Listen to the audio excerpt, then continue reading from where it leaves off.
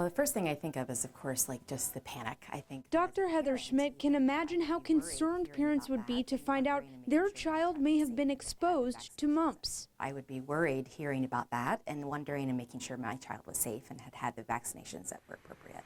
A child in Fond du Lac who attends Jesus' Little Lambs child care tested positive for mumps earlier this month.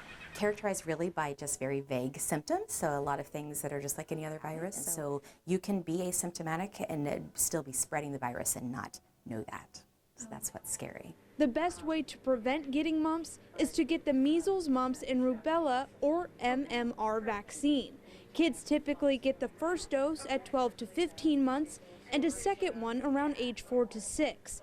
For most daycare-aged kids, they've only had their first dose. The vaccine is about 90% effective in preventing the virus, but it's just that you can still get it despite having the vaccine.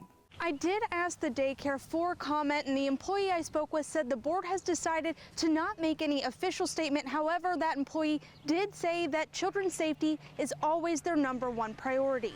Mumps is typically mild in kids, but unvaccinated children won't be allowed back to the daycare until they get the vaccine or until after the incubation period has passed. I think that the vaccinations have been studied for years and years and years. They're very safe. With the recent measles outbreak too, it has been a concern, and so there's been a lot more education about really pushing vaccinations, specifically the MMR vaccination. Schmidt strongly recommends that anyone, regardless of age, take every step to avoid spreading a preventable disease. If you have not had your vaccinations, just get to your local public health department, to your healthcare provider, and make sure you're getting vaccinated.